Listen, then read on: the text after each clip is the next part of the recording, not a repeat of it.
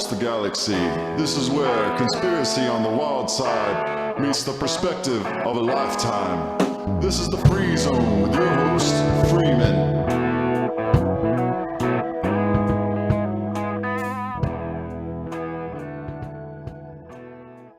Hello and welcome to the Free Zone.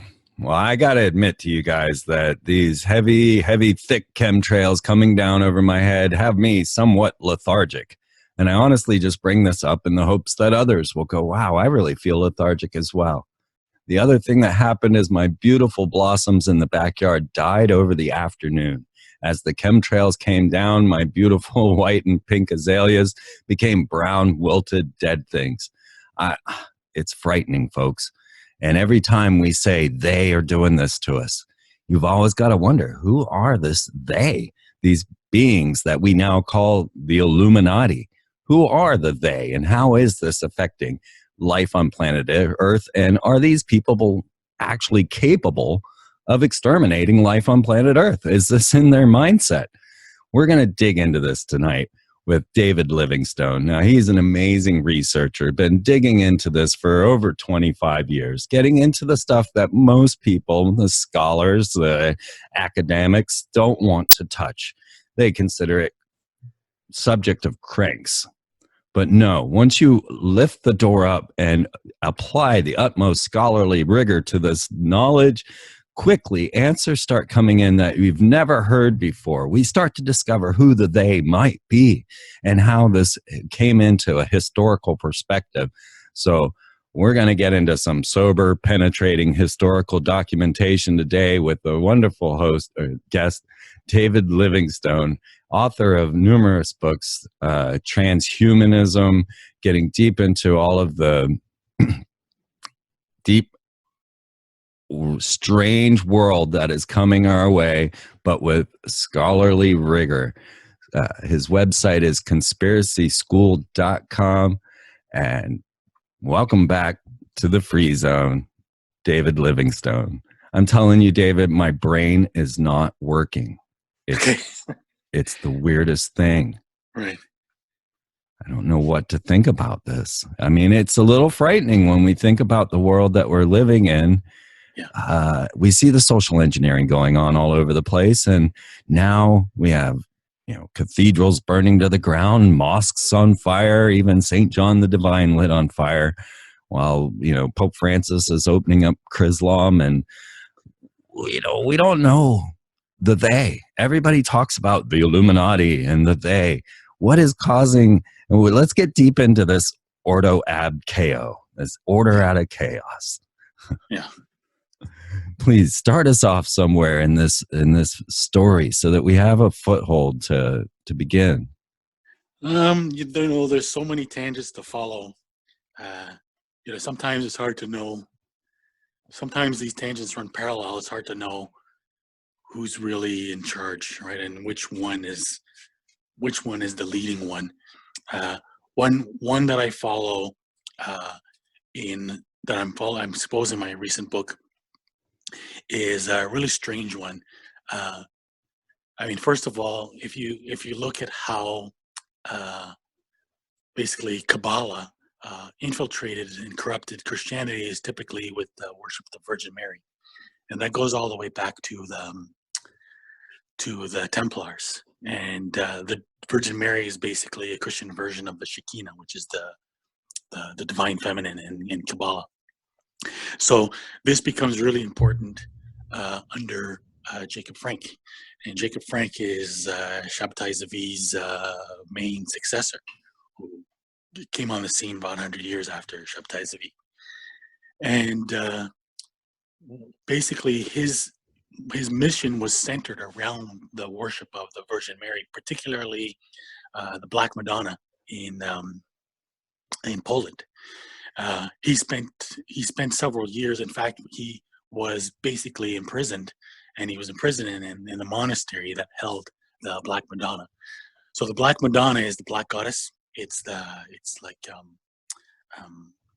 the Black Goddess, basically meaning sort of the reverse, the basically an evil goddess. This is an idea that goes back, thousands of years.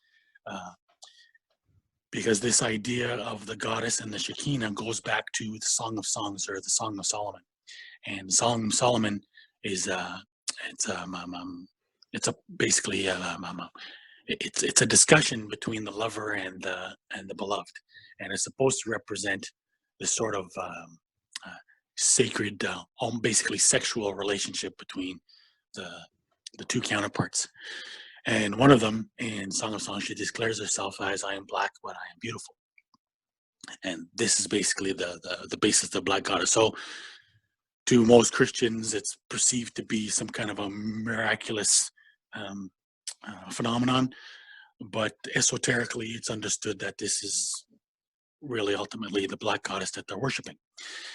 And you'll So- find this in almost any Jesuit cathedral. I know I've seen them. I've got pictures of the Black Madonna sitting there inside of a Jesuit cathedral.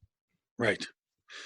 So there's an amazing website by a guy who calls himself Jewish Christian, and he has put together a detailed genealogy of the followers of Jacob Frank and where they ended up, how they infiltrated Christianity, the various families that a lot of them are names that most of us have never heard of. They played minor roles here and there. But what's particularly interesting is the several popes that he traces that are originally Sabbatians. And I can't remember, unfortunately, I can't remember which ones, but there's two of them, the two pious popes in the turn of the century. So what happens is that most people probably hopefully have heard about the Alta Vendita. This is so Giuseppe Mazzini came up with a plot that they were going to infiltrate Christianity and ultimately install a pope. And the advisor that was working with the pope at the time is Cardinal Rampolla. And so Cardinal Rampolla is listed in the OTO as one of their members. And what's interesting is Cardinal Rampolla was destined, or basically effectively chosen to become Pope, but there was some obscure ruling that right at the last minute they came up with to bar his election to Pope. So that initial attempt failed, but this basically seems like the Masons continued to sort of stream into the Catholic Church. And So let's just jump back a second. Yeah. Okay, so Jacob Frank. Yeah. We're looking at this 1750s. is 1750s, and just prior to that, in 1666, we have this rise of Sabbateism. Right. And this plays in a huge role of then making the Zionists, the Jews who are not Jews. These were occult Jews that now we should call something else. And, maybe... Absolutely. Heretics. I've heard Shellenites, Canaanites, so that you're not caught in that anti-Semitic trap. Because these... We're talking about, most people don't know what a Sabbatean is. No, they don't exactly. And they basically hijacked. They've hijacked Judaism, and they managed to create a state, which they call a Jewish state, called Israel, and it has nothing to do with Judaism. And that really was their coupling with Turkey and Germany, and were basically... all the German Jews were sent off to Israel to really found and form the Israeli state, right? Yeah, they were basically used as fodder. They, of course, thousands, if not millions of them were exterminated in concentration camps. So, the irony there is that we will probably get to this point later, but they've deliberately used the protocols, and they deliberately, and this is when we get to the point of Trump, they deliberately used the concept of a Jewish conspiracy to create a right-wing movement. Today it's Trump. 50 years ago, it was Hitler, and there's a lot of similarities. Well, there's more than it sounds like, right? But it's a little deeper than that. But Okay. yes, it's the same. I talked about it with my an interview with on Gnostic Media, but it's the same group who have survived post Nazism in the United States. In fact, they were here in the United States before the rise of the Nazis, and that same group has been working behind the scenes to hijack the Republican Party, and their first successful candidate is Donald Trump. That's crazy. So the Sabbataians utilized lodges like the Freemasonic Order, infiltrated, also coupled with Adam Weishaupt bringing forward the Illuminati, which then infiltrated deeper into Freemasonry and then altered the whole scope of everything so that we now have the America of today. Yes, the Masonic state of the United States. Right. And this would explain more of why people, when they talk of the Illuminati, they show the eye in the pyramid symbolism, which of course Adam Weishaupt's Illuminati never used, but Freemasonry does, Yeah, absolutely. Yeah. And so we're starting to get to who they are, and then also the social engineering of burning down Notre Dame and bringing this Chrislam crisis coming together. These are kind of the directions that I'm hoping we're going to go today. Yeah, so the point I'd like to get to is Vatican II. And that's really Vatican II is the first major success. So what happens is that these cardinals are, the popes, the pious popes, they were the ones who were principally responsible for the real push of what they call Mariology, right? The worship of the Virgin Mary. And so these are the guys, those are the popes that really sort of, brought it to the fore in most recent times. And they were also affiliated with a secret society this is a French secret society called the Hiéron de Val d'Or. And so this was the group that inspired the Priory of Zion myth. So the Priory of Zion, it's been made very popular by Dan Brown. It was originally popularized by the Holy Blood, Holy Grail. Holy Grail, yeah. And those guys were basically duped and manipulated. It was an elaborate hoax that was developed by a guy named Pierre Plantard. But another important book is the Zion Revelation by Picknett and Price. And that book shows that, so even though it's a hoax, it's what they call ludibrium. It's a serious hoax. It's a serious joke. It's a joke that's got a lot of meaning to it. Left Plantard as a direct descendant of Jesus. Well, that's in the Holy Blood, Holy Grail myth. Yeah. So that's what they created exactly. So as far-fetched as that is, there's a whole. It was concocted by people who were deeply instructed in occult history, who really understood who had deep knowledge of the occult history. So it's a modification of a true history. And so this Hiéron de Val d'Or at the turn of the century, also affiliated with it, is René Guénon. And René Guénon is the principal godfather of what they call traditionalism now, or ultimately is the synarchist tradition. That's another trajectory that leads to Julius Evola and ultimately today Alexander Dugin, who's the architect of the Russian campaign to back Trump. And so what it goes back to is that, again, this is the Marian tradition in the Catholic Church. And the most important event at this time is the Secrets of Fatima. So in 1914, I think it was, I can't remember the year exactly, these three orphan children witness a visitation of supposedly the Virgin Mary. And she makes all kinds of prophecies. And she, and eventually one of the sisters grows up and reveals some of the secrets, but withholds the third secret. Right. And if I remember correctly, sorry to interrupt, but I think that was a September 11 event. It was Well, either yeah, September 11 or 10/13. I'm gonna have to look that up. Sorry, I didn't mean to interrupt my brain. there's many interpretations, but the key point is that um, the third secret involves the consecration of Russia, and this is what that's where Alexander Dugin's role comes in, and again the whole role of synarchism. So now to back up, back to Vatican II, the chief architect and the Zionist agent who was involved in serving Sabbatean Zionist interest within the church was Malachi Martin. If you're Right. familiar with him. Right. So we had the prophecy of Malachi Martin that led So, to the final pope. right. So Malachi Martin is basically a Zionist agent and an occultist.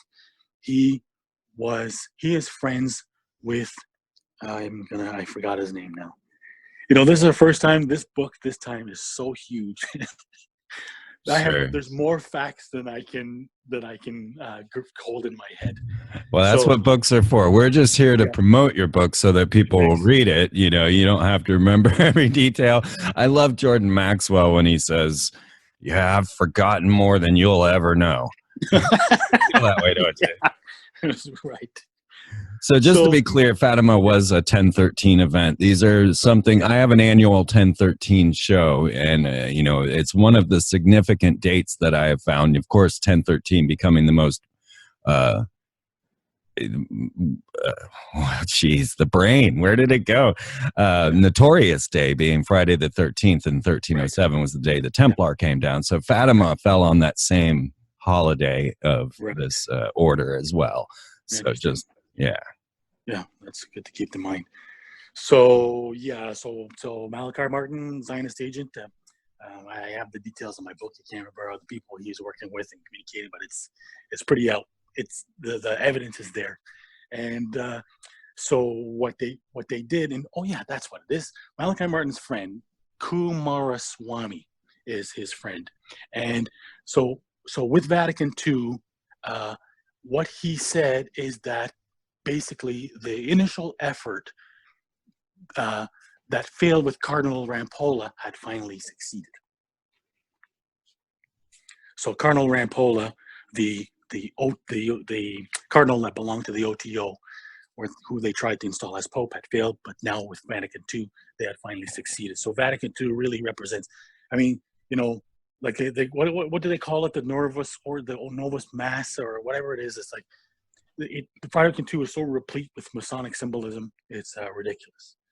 And tell me more about the Vatican II. Yeah, so Vatican II was basically the major Vatican. What do you call it? Like what's the word for it? Like a major meeting, right?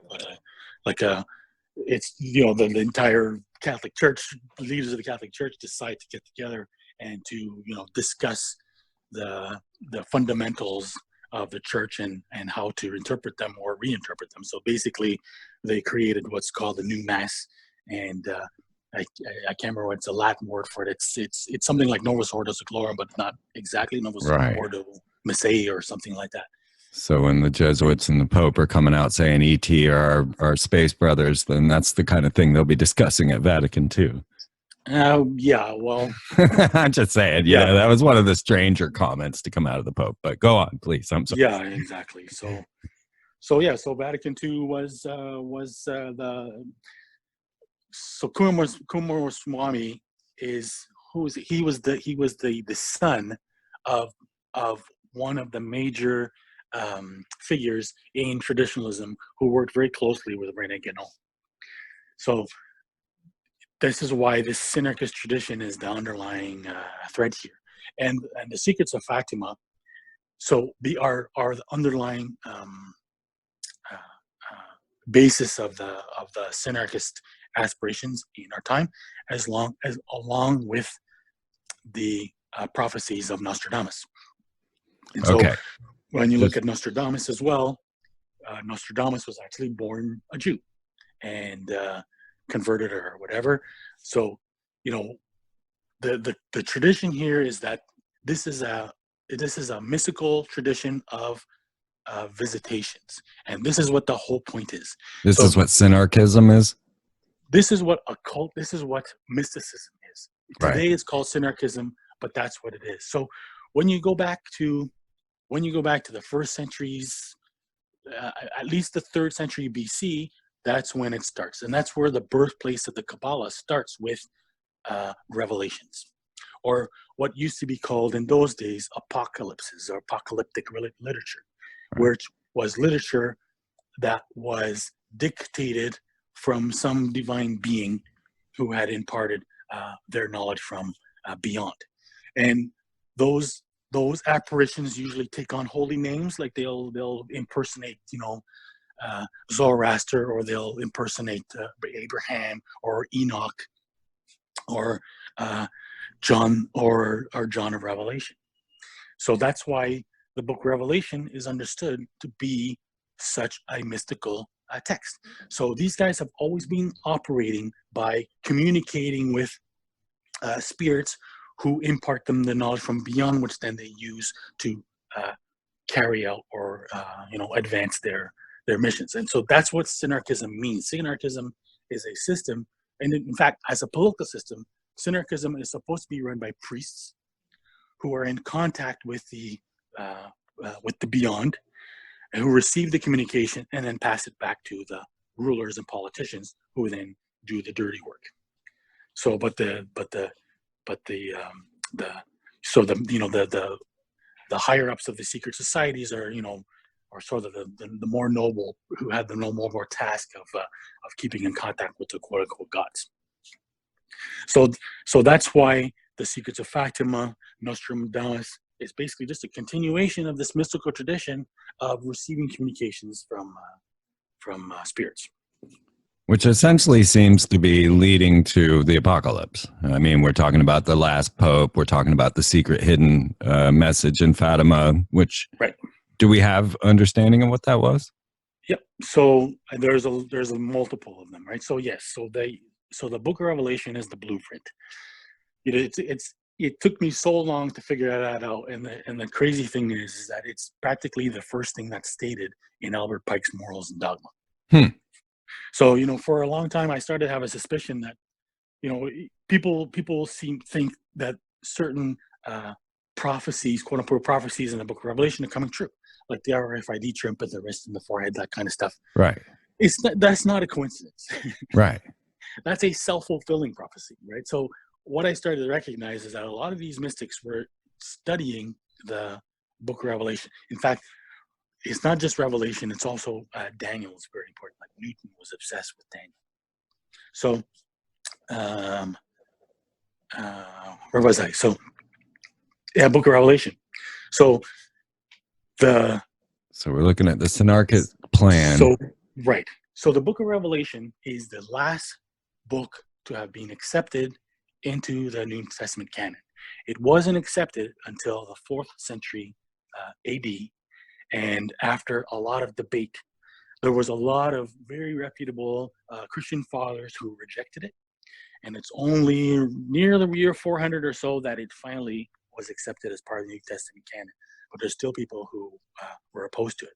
And the problem is that there was this rumor that the Book of Revelation was actually authored by a Gnostic named Corinthus.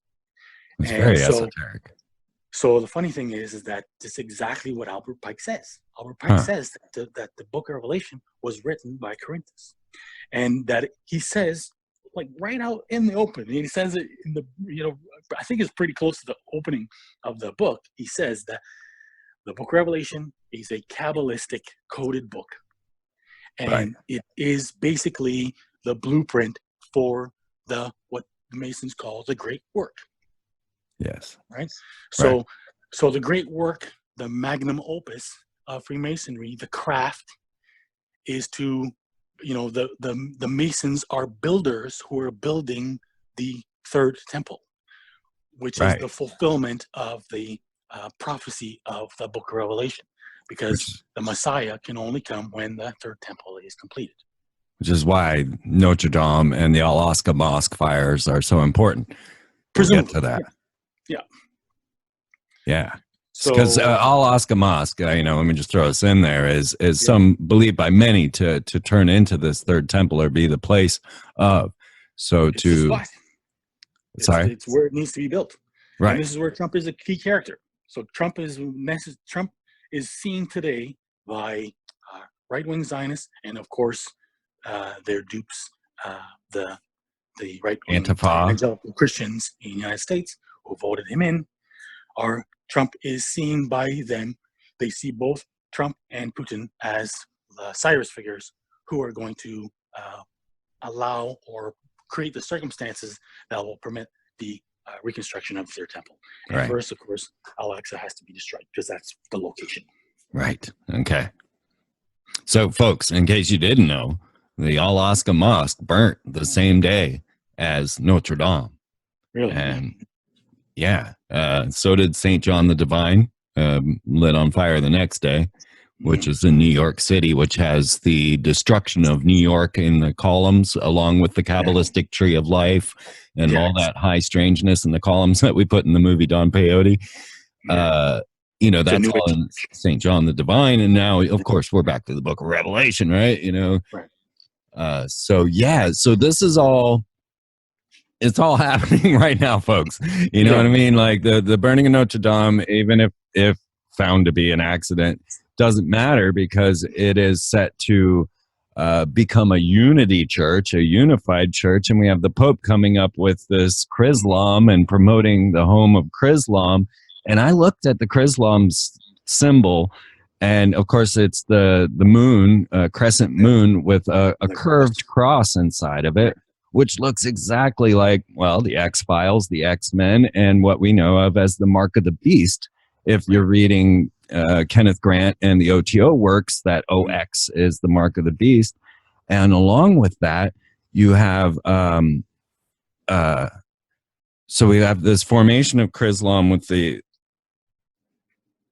oh man, I lost that train of thought. I'm sorry. Oh, and then coupled, so the OX symbol is related also to Coronazone and the abyss inside of the book of Revelation. And according to Kabbalistic or magician practices, the number for that is 66, which Revelation is six book in the Bible.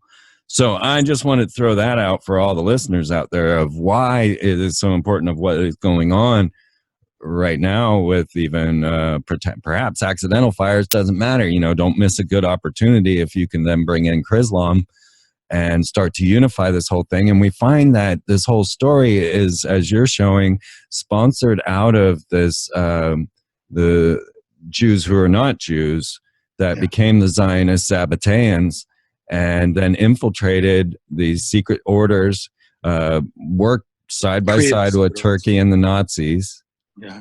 And now are all wrapped up in George Soros, Yeah, I know. Well, poor George Soros is one of the characters. I mean, George Right, Soros. right. Well, he's one of the current major players of business partner being a Jew that's not a Jew. Yeah.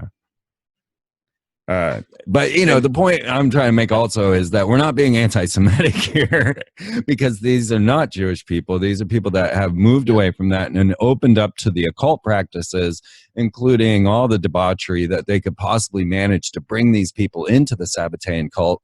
All the debauchery that was brought into that, and then all the magic ritual that goes into that, the sex magic ritual, to the point of bringing a pope that's OTO. Now, folks, if you guys haven't seen like Strange Angel, then you got to really envision what an OTO ritual is like, and it is openly, massive sex magic. So if we're having a pope, I know everybody thinks that the Catholic, popes and everybody are just raping all the children, but yeah, this all gets so strange, David, that I feel the need to kind of keep the audience in the loop here as to how this all relates to what's going on right now. So let's carry on. Sorry. Yeah. I don't know. Where should we go? So yeah, there's so much.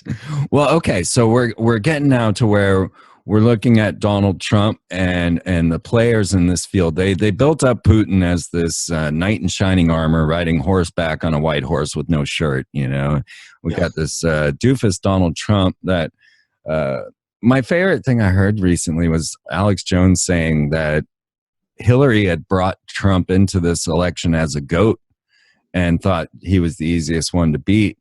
And then, you know, had a complete meltdown when he won and beat up John Podesta and went on drugs, you know. Because she's a high evil witch. I mean, I'm sorry. You look at that soul-sucked family, the Clintons, and all that they've done. Oh, my God, these guys. It's crazy that we let this go on. But we get lost in the religious aspect of it. And they play this upon ourselves. Well, I mean, why else would you create the book of Revelation and the apocalypse? Why would you follow a blueprint if you're not trying to manipulate the people who are under the religion? Yeah. Right. So, well, you know, I used to think that Clinton was higher up, especially when you consider that her husband was right in the thick of it in Mena, Arkansas, which was the central hub of the entire Iran-Contra operation. Yes. And so, you know, guns for drugs. Iran-Contra, you know, was the most significant, modern conspiracy that really interlinked all the important players. It was a conspiracy that was designed to raise funds to pay bin Laden in his fight against the Russians.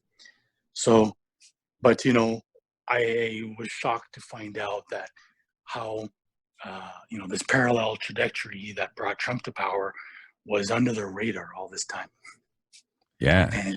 And so this right-wing history is really, it's a lot of what I was beginning to scratch at in my book called Black Terror, White Soldiers, but it really completes the other half of the story. I've never seen a nation more divided. Well, see, that's the thing, right? Is basically that's what it goes back to. It goes back to first of all, you go to the founding. I mean, first of all, founding of the United States, right? So if we're talking about the Sabbatai movement, the Sabbatai movement was created by the Rosicrucians, and it's not an accident that he declared himself Messiah in 1666, because it was a deliberate fulfillment of the Book of Revelation. And so what happens is that the Rosicrucians basically come on the scene in 1614 to 1619, somewhere around there, and they try to elect their candidate as a king, and which ignites the 30 Years' War. It basically destroys the movement. They all flee. They run to England. They found Freemasons, and a number of them go to Holland, and in Leyden in particular. And from there, they jump on the Mayflower and hop across the pond and go and found the several colonies in the United States, particularly the Massachusetts Bay Colony, and Salem, Massachusetts, of course, if you can would know what that means. Mm-hmm. And so the Mayflower was a Rosicrucian mission. The Puritans were basically a Rosicrucian movement. And when they say they were escaping persecutions, they were Kabbalistic heretics who were looking to practice their occult brand of Christianity more freely in the United States. And so perfectly clear. Right. So, the sort of separation of church and state, which has been created here as deliberately as a way to provide a haven for Kabbalistic, occult, Gnostic variations of religion to rise, unhindered. Well, let me throw this in for you, folks. The Georgia Guidestones, limit or maintain the population at 500,000. All speak one language, have one religion, all of that. In the Georgia Guidestones, the author of the Georgia Guidestones is R.C. Christian. Christian Rosicrucians is the founder of the Rosicrucian order, or the mystical brother of, yeah. So, so right there up to the Georgia Guidestones, folks, we are finding this Rosicrucian symbol, marking and notation. Yeah, so you have the Rosicrucian founding of America, and then, most importantly, then there are several. I jump ahead, and basically you get the founding of Scottish Rite Freemasonry in Charleston, South Carolina, is it? Yes. Yes. Not too far from here. Right. Yes. So that and they have a basically creepy Cthulhu on that temple. I'm just letting you know Right. that. Yeah. So you have 7 Jewish Masons who come to the United States and found the southern jurisdiction of Scottish Rite, and then Albert Pike becomes its leader. And so first of all, to understand white supremacism in the first place, it's a Kabbalistic idea. It starts in the 1700s in Europe. Mostly scholars who are affiliated with the Illuminati. The only one I can remember off the top of my head is the Friedrich Schlegel. What happens is that these scholars discover that there are similarities between Sanskrit. Basically, it's when the British basically take hold of India, then European scholars kind of have free reign to or more access to a lot of the Hindu history and literature. They discovered that they believe they discovered that there's a relationship between Sanskrit and German in particular and European languages. So Right. they came up with this hypothesis that there must have been a parent language, which they called Indo-European. And so based on, so the funny thing is that this idea is still, the concept still exists today. The concept of a Caucasian people is still accepted today. Most of the exoteric aspect of this story is still popular. What's not known is the occult origin of that idea. And the idea is that it was the Aryans. The Aryans were offspring of the sons of God of the Bible, who intermarried with human beings and created the race of the Aryans on Atlantis. And let's be clear that Aryans aren't blonde-haired, blue-eyed people.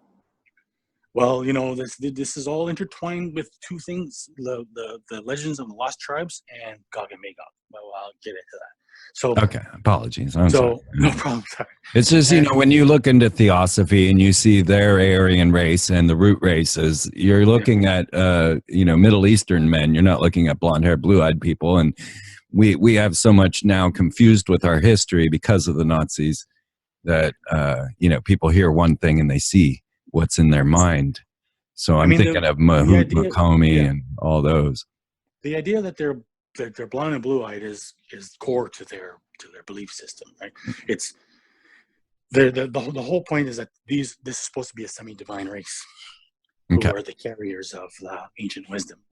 So when Atlantis sank, they escaped and landed in the mountains of Asia, particularly the Caucasus Mountains. They spread from there, and they carried with them the ancient wisdom. So this created what they called the Oriental Kabbalah. And what they believed is that these original Aryans, so this was 100 or more years before Blavatsky developed this idea. This was one of the streams in Scottish Rite Freemasonry, an idea that was disseminated by Swedenborg, Manuel Swedenborg, who happens to have been very cozy with numerous Sabbatians. He was raised by Sabbatians. He was am I getting this right? He was affiliated with Count Zinzendorf, who was a Sabbatian as well too, who was Swedenborg was a neighbor with Samuel Jacob Falk, Rabbi Falk, who was basically the figure behind late 18th century Freemasonry. So, and a Sabbatian to boot. So Swedenborg was promoting this idea of an Oriental Kabbalah. And this is the idea that long before the Jews had the Kabbalah, the Aryans were the true origin of Kabbalah that they had planted in the East, particularly in Tibet. And this is where you get ideas like the the Kalachak Tantra, and so on and so forth. Okay, another thing I got to throw in here, David. Sorry. Nicholas Rourke, the very guy who put the pyramid on the dollar bill, convinced Henry Wallace to put that on there, was paid by the American government to go to Tibet to meet with these people in these subterranean caverns with giant crystals, and he painted it all. And of course, you can see all of that, folks, on freemantv.com if you want to check out the paintings of Nicholas Rourke and find out why there's a pyramid on the dollar bill. But he was paid to go to this Tibetan, and just to couple with what you're saying as well, just to bring this all again, Albert Pike mentions Kabbalah in Morals and Dogma over 70 times. Right. So we know that this is the force. It's the underlying doctrine. Right. And of course, Nicholas Rourke was a synarchist. He was in Tibet at the same time as the Nazis were doing the very same thing. Right. And now we're in Indiana Jonesville. And he was in regular communication with the Russian Secret Service, basically various synarchists and Martinists within the Russian Secret Service.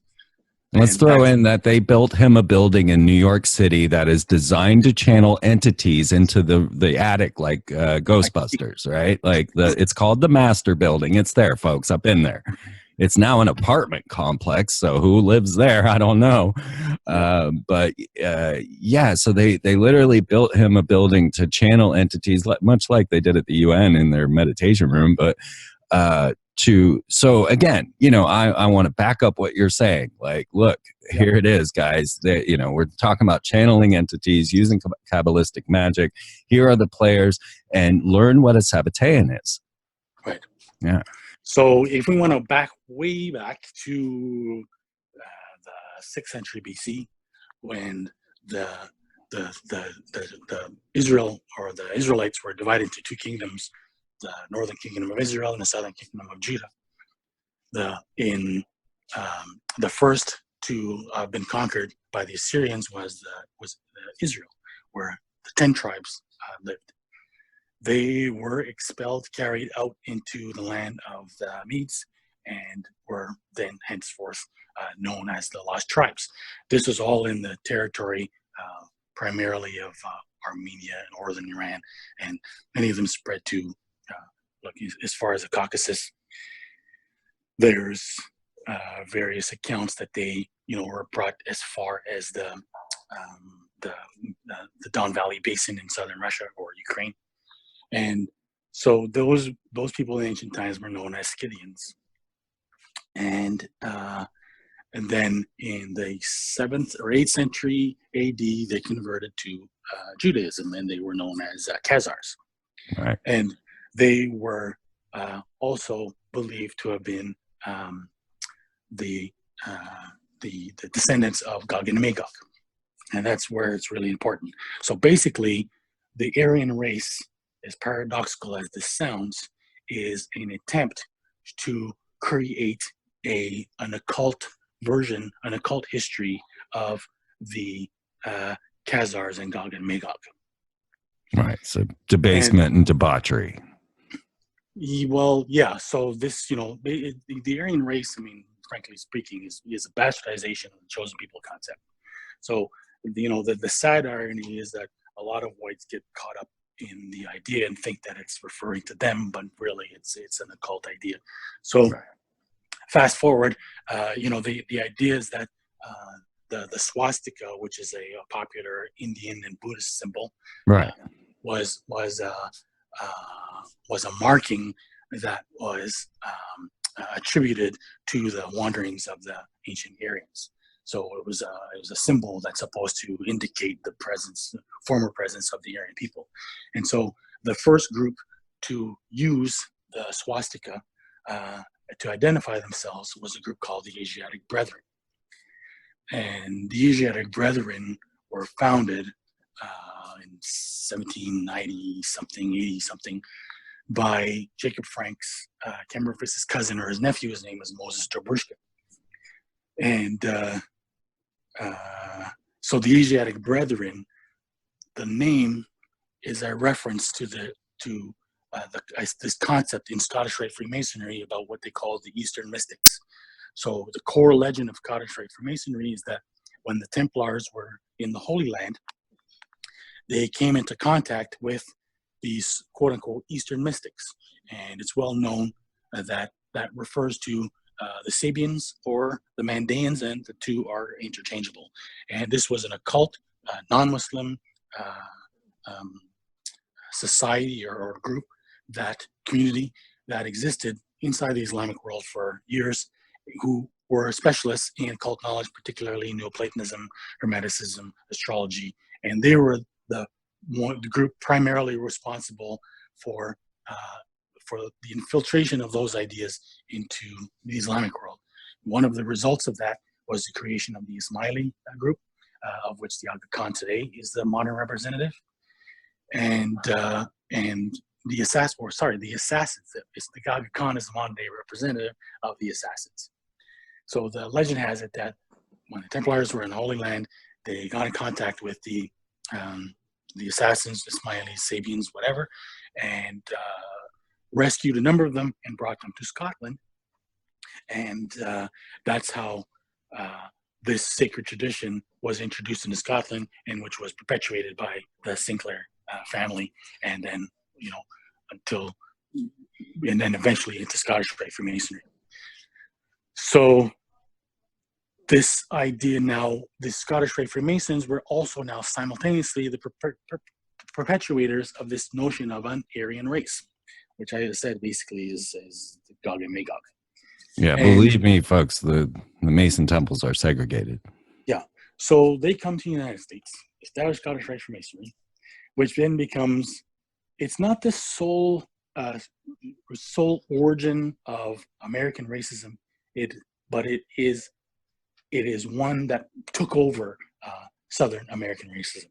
So, we've seen now with the election of Donald Trump that racism is the fundamental issue in the United States. It's a divide that basically Mason-Dixon line is still fundamentally the fundamental political divide in the United States.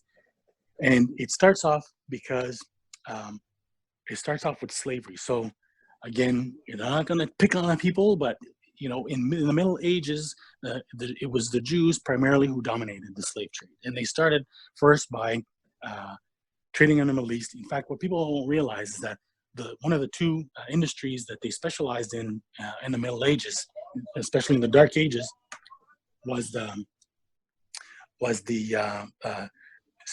trading European slaves. So people tend to think that Black Africans were the only ones who were traded, but Europeans in those days were also traded in various parts of the world. Because at that time, this is before the Crusades. Europe was mired in the Dark Age. It was basically, they had been completely ravaged and destroyed by the Vikings. There was barely any economy or industry, and so they were people that were easily exploited.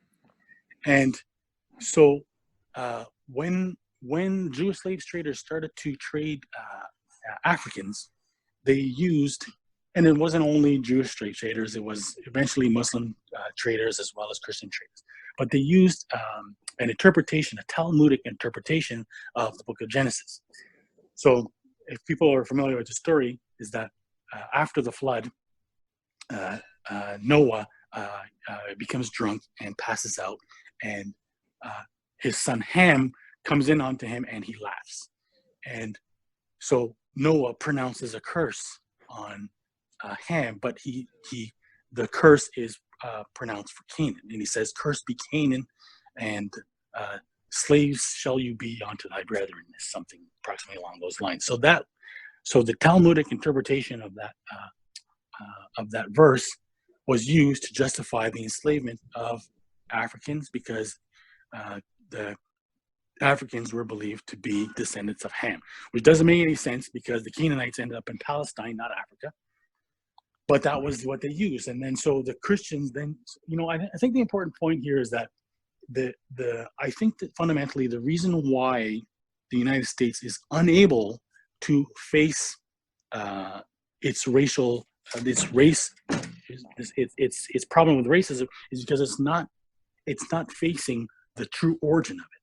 It's just assumed that Southern whites just don't like blacks, and they have a tradition of hating and bigotry. But the truth is that it's rooted in a Christian interpretation, where they believe that that their interpretation of the Bible, because they're fundamentally pious Christians, but they believe that they're commanded, according to their interpretation of the Bible, to that their enslavement of Africans is the rightful thing to do. And in fact, they, there was many justifications where they actually thought that they were doing blacks a favor, that they were civilized, even though they had to work hard, but they were civilizing, right? So that's the point, and that's the reality that needs to be addressed. And that fundamentally, it's really a sad reality that basically an anachronism was taken to justify the gross enslavement of basically and the rape of millions of people out of Africa. Anyway, so what happens now is you have this entire industry that dominates. That is dependent on the slave trade in the United States, and along comes Albert Pike, right? And so basically now, what's very interesting here is that there's this whole states' right movement which comes up, right? So the curious thing about it is that the man who started that is Vice President Calhoun.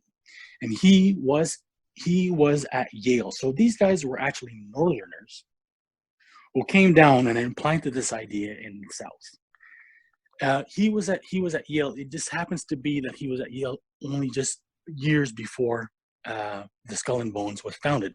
But the Skull and Bones have memorabilia in their lodges to commemorate Calhoun.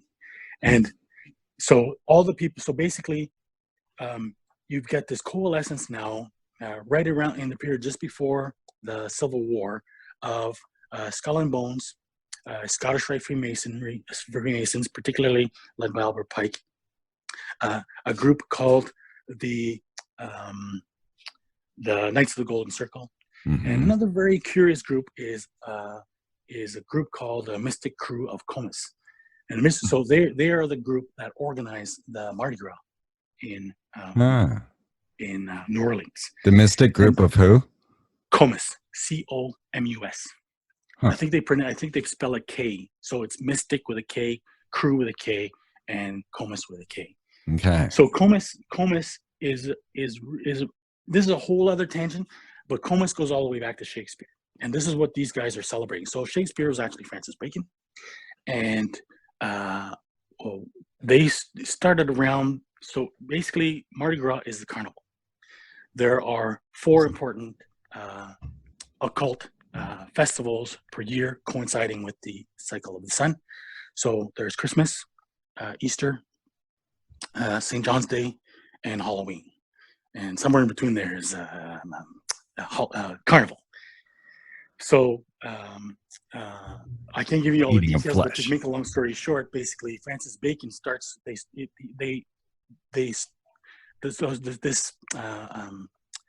tradition of screenplays started in what's called the Inns of Court, which was basically it was founded by the Templars, and they started to celebrate Christmas with these stage plays or performances, and it was headed by what they call the Lord of Misrule.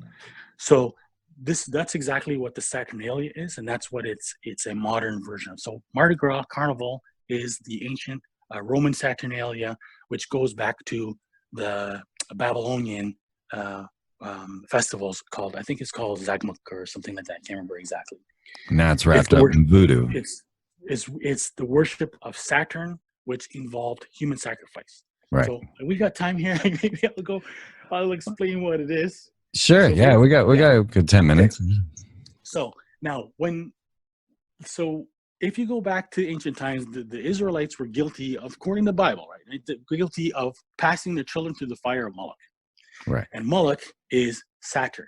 So Saturn was worshipped by many people around the ancient Mediterranean, involving human sacrifice. In fact, they used to construct a statue, and they used to put the babies in the hands of the statue, and then the statue had a mechanism in it that would there was a fire inside the statue, and the mechanism would basically lift the child, the infant, and drop it in the mouth of the statue to drop it in the fire inside of the statue. So this is a well-known fact.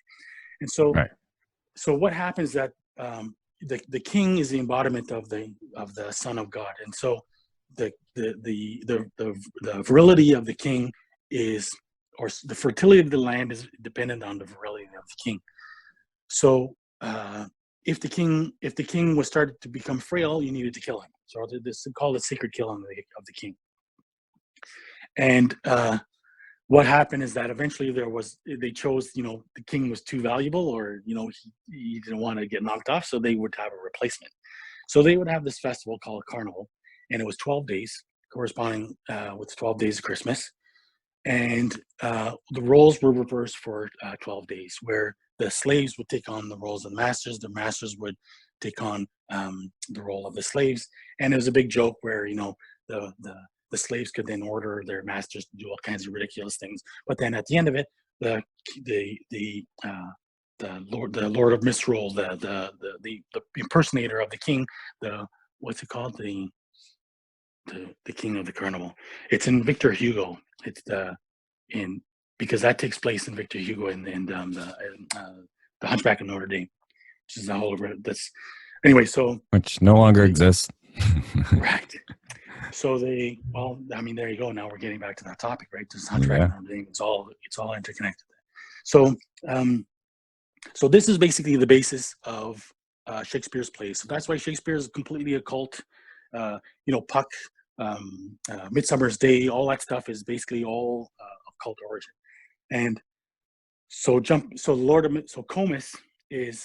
Comus is the original name for is the root name for comedy. It's a ancient Greek god of, I think, god of like revelry and stuff like that.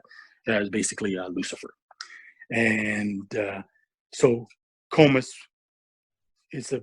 was actually, it's a mask. I think it was written by Ben Jonson, I think, is the person. So that's where that name comes from, who is a friend of Francis Bacon and Shakespeare and so on and so forth.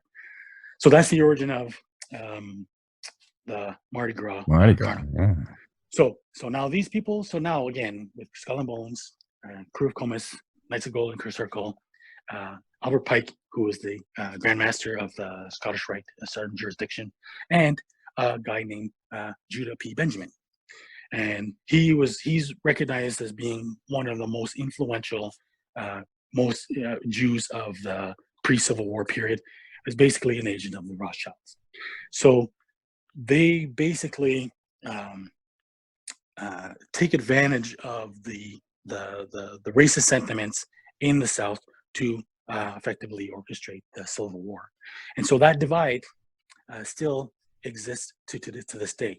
So the most important thing here is that Albert Pike, Judah P. Benjamin, and Albert Pike were both helped in the founding of the Klan.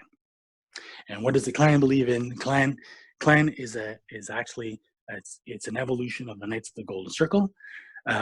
They are sort of like they are also one of these sort of mocking groups, like a joking sort of organization, which again goes back to this carnival tradition that I'm telling you about, and are supposedly a modern variation of the Templars, and their racism is presumably based on the same concept of the Aryan race, of which Albert Pike was a notorious proponent. So now you have this. This is where white supremacism now comes into the United States, where this Kabbalistic idea of this Aryan race, Gog and Magog, Khazars, supposedly white people who now infiltrate the evangelical movement in the United States, that creates this ongoing base of support. And that base of support has continued to be part of what's called the Southern Strategy, which was most recently used by Donald Trump. So I don't know if we need to take a break now, but there's so much there in between that can be discussed to explain how that evolves. Yeah, we'll save that because we've got about 5 minutes left, and we'll jump into that in the second hour. Yeah, when you realize that these Sabbataians are infiltrated in so many ways, that we have the Jews who are not Jews. So Stalin, Churchill, Roosevelt, gathering for World War, all Freemasons, and two of them Jewish, Stalin and Churchill. Yeah, and Roosevelt. And Roosevelt. Okay, see, I didn't know, so I wasn't going to say it. But so right there, you sit there and you witness it, right, as we see them foment a world war. This had never happened until this Kabbalistic order had come in, infiltrated all of these governments, and then funding and fomenting revolution. And that is what we're seeing right now, and why I brought George Soros in earlier in Antifa, because he too, also a cryptic Jew. Yeah. And we're seeing the same techniques being done as America's being torn apart, burned to the ground. And we see the Christian, Islam, black, white, every division, Hillary, Trump, that you could possibly have, liberal, conservative. Yeah, it's such a pivotal moment right now. And so then the destruction of these signs and symbols and the ancient history. I mean, of course, Notre Dame was filled with all kinds of signs and symbols, most of which were removed at the, fortunately, or however you want to look at that. All the bronze statues were taken out of Notre Dame before the fire began. But, St. John the Divine, we talked about this cathedral with its bizarre Kabbalistic columns with New York City blowing up or being taken out by a tsunami. It's hard to tell which. Along with this birth of the Antichrist, going into all of this, we have Albert Pike getting around with the KKK, but he believes he's Eliphas Levi, who is the person who drove the the goat-headed god Baphomet, who was the communication head of John the Baptist that the Templars were talking to. And now I finally understand why the OTO is the Ordo Templi Orientis. Ancient Asiatic Brethren. The Asiatic Brethren. And we're bringing in that. Yeah. So these are the things I learned while talking with you, David. Great. So that is tying it all together to me, because again, folks, the overall, the gestalt of all of this idea of a mysterious people, right? We got the Caucasians that seem to show up out of nowhere, and we have the history of Atlantis, bringing them alive, and a potential history of Platonic reality, which then UNESCO have shown that it was very related to Islam, coming up through the East, going in, becoming this Eastern Kabbalistic system, communication with these entities using ritual magic, which explains exactly why they would put pentagrams and pyramids and owls in the street plans of DC, because it certainly wasn't for getting around. Yeah. And now we're at this point where Julian Assange is being carried out of the office. Nobody can speak ill of the order. And if you out anyone, you're going. He's a Russian agent. He's a Russian agent. Yeah. So tie that up real quick. Well, no, we can't. We have to save it. We have to save it, guys. You got to come over to freemantv.com and become a member, because there's so much good stuff in the members section. Not that I want to hide anything from anyone, but it just happens that way.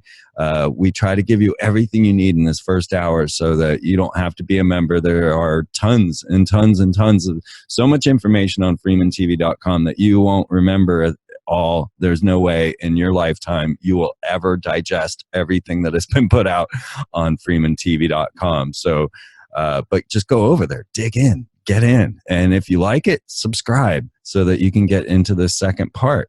If you guys have ideas and things that you want to hear on the show, please write producer Steve at freemantv.com. Any guest suggestions, any shows that you want to complain, anything, just write producer Steve at freemantv.com. But if you want to get the true unedited history that has led to this crisis of race, religion, and every aspect of world war and domination, then you need to get over to conspiracyschool.com. Pick up the works of David Livingstone, because each of these books will lead you from this ancient past straight up to transhumanism, which we had a great show before, about 3 years ago, David. We talked, it was the perils of happiness. Right. That we got into. Everybody's happy in this brave new world. And that was a great show. And so, guys, that's all there for you. It's just waiting for anyone to come over to freemantv.com.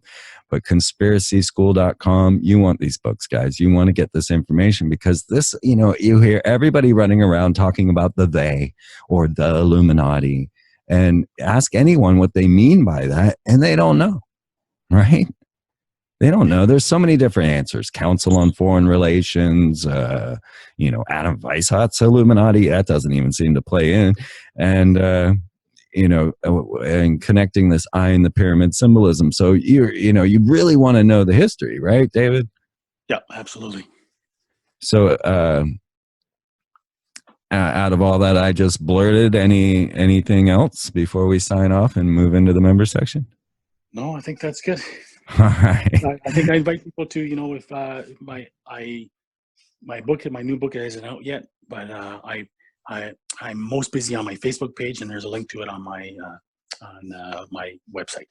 I have been banned from Facebook for 5 years. I never think of it. But yeah, that's some of the information we need to get out. So your Facebook page is David Livingstone.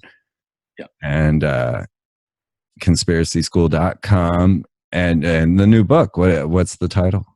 Ordo Ab Chao. Ordo Ab Chao. And I suppose it doesn't have the apple of Callisti on it. No, that's not a bad idea. It covers it, though. It's treated. Nice. Yeah. Trump is a Discordian president. He is a Discordian president. Yeah. Yes, and getting everybody running around saying "Hail Eris" and bringing the chaos. But honestly, David, that was one of the things I loved about having Trump in. I can't wait to learn more. But for me, he was that chaos factor. I felt like he was like this, but I'm going to learn more. I want to know more. So guys, we're going to jump over into the member section, because I'm dying to know. I hope you'll all come over and join us. It's just come over to freemantv.com, hit subscribe, and you can check it out for a week without ever paying. Just, see what it's like. And otherwise, jump in, because there is 14 years going on, 15 years of stuff coming up.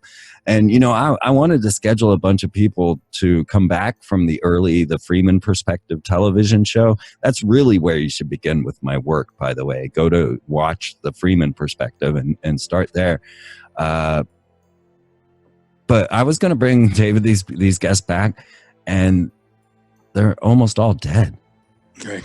You're not, I mean, not to giggle at that, but you're not going to hear these people ever again. You know what I mean? Yeah. Some of the people I got the last interview ever, the Galen Ross on the Khazarian Jews, he lays out, and this 93-year-old man, I have him in the studio and at Access Studios, and he is laying it down. The Khazarian, I turned that into a podcast as well. So that's all there. The history of the Khazar, all of that, guys, it's all here for you. So I hope you'll come over and check it out, because it's deep, it's wide, and we're not afraid to talking to disembodied heads inside of a master building in New York. All right.